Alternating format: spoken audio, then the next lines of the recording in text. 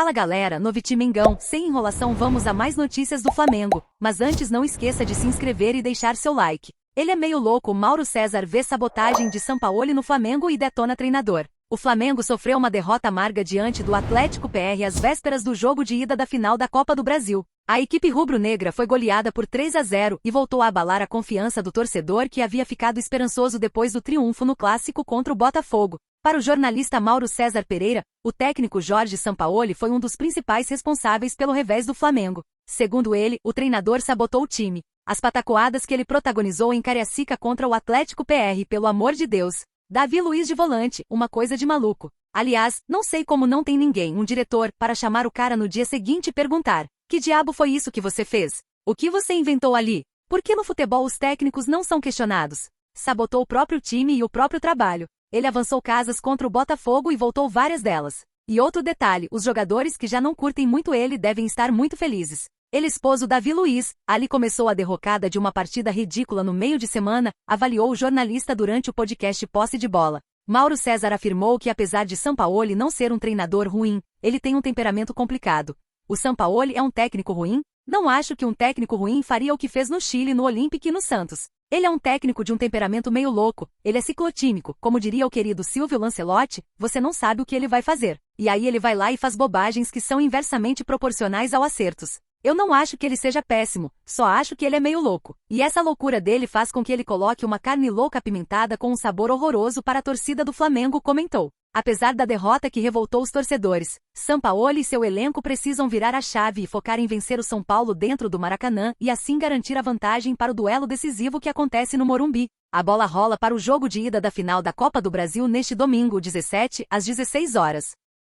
Áudio foi vazado e os flamenguistas já estão sabendo. Landim se manifesta pela primeira vez após polêmica tomar conta do Flamengo. Uma polêmica tomou conta do Flamengo na noite de ontem, 14. Na reunião do Conselho Deliberativo, muita polêmica tomou conta. O caso teve muita repercussão e tomou conta das redes sociais. De acordo com informações da coluna do Fla, o presidente do CRF, Rodolfo Landim, se manifestou sobre o ocorrido. Ele deixou claro que tem duas responsabilidades, mas que precisa da ajuda do Conselho Deliberativo e que todos que fazem parte são sócios e os votos de todos têm o mesmo peso. Eu sou presidente aqui do clube já há 4 anos e 8 meses e nesse período todo que eu passei eu desafio alguém aqui a dizer uma só vez que eu tenha procurado influenciar e não respeitar o processo pré-estabelecido dentro deste clube. O Conselho Deliberativo deste clube forma suas comissões, ele discute os temas dentro das suas comissões, afirmou o dirigente. Entendo que como presidente do Conselho Diretor eu tenho que estar aqui para cumprir as decisões que esta Assembleia tomar. Não é meu papel aqui ficar discutindo absolutamente nada. Vocês representam os donos do clube e as decisões de vocês serão cumpridas.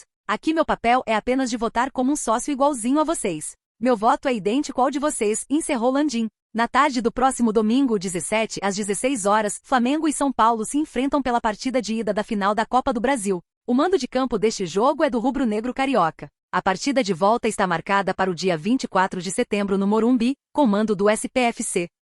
Os jogadores que já não curtem ele devem estar muito felizes. MCP não perde tempo e expõe todos os erros de Sampaoli no Flamengo. O Flamengo vive um momento conturbado às vésperas da grande final da Copa do Brasil de 2023. No último jogo antes de começar a decidir o torneio mata-mata com o São Paulo, o mais querido encarou o Atlético PR no estádio Kleber Andrade, em Cariacica, no Espírito Santo, e acabou derrotado pelo placar de 3-0. O resultado negativo aumentou ainda mais críticas da torcida e da imprensa ao trabalho que vem sendo realizado pelo técnico Jorge Sampaoli. Na visão do jornalista Mauro César Pereira, o comandante argentino foi o responsável por sabotar o próprio time. O comentarista expôs todos os erros que foram cometidos por Sampaoli na partida contra o Atlético. Ele ainda foi além, cobrando uma intervenção de dirigentes e apontando que os atletas estão insatisfeitos com escolhas do técnico. As patacoadas que ele protagonizou em Cariacica contra o Atlético PR, pelo amor de Deus. Davi Luiz de volante, uma coisa de maluco. Aliás, não sei como não tem ninguém, um diretor, para chamar o cara no dia seguinte e perguntar: que diabo foi isso que você fez?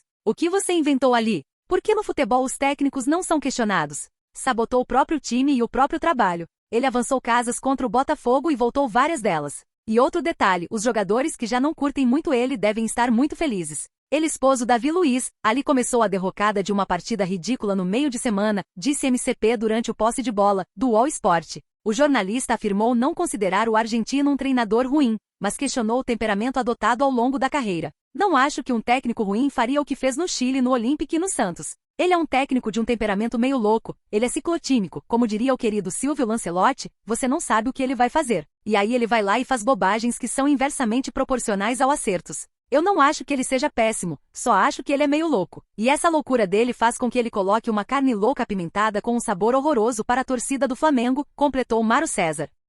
Muito complicada e rara. Vene traz detalhes da lesão de Alan no Flamengo e choca a todos com a gravidade. Em jogo que antecedeu a primeira partida da final da Copa do Brasil, Flamengo e São Paulo foram derrotados pelo Atlético PR e Internacional respectivamente. Sendo assim, ambos chegam no Maracanã, no domingo 17, de forma mais abalada e cobrados pela torcida. No cenário atual, o rubro-negro ainda levou a pior, já que o volante Alan se lesionou. O jogador atuou menos de 20 minutos na derrota por 3-0, na última quarta-feira 13, ao entrar no intervalo para substituir Davi Luiz. Ele caiu sozinho no círculo central aos 16 minutos e pediu substituição. No desembarque do time ao Rio, já era nítido que a situação era complicada, afinal, Alan estava de moletas. Ao realizar os exames, foi constatada uma ruptura da fáscia plantar do pé esquerdo. Com isso, o jogador não atua na final. O tratamento tem em média 8 semanas e há grandes chances dele não atuar nessa temporada. Indo mais a fundo, o jornalista Vene Casagrande trouxe à tona mais detalhadamente. Ele afirmou que conversou com um ortopedias esportivo e a contusão de Alan é considerada rara. A contusão é rara,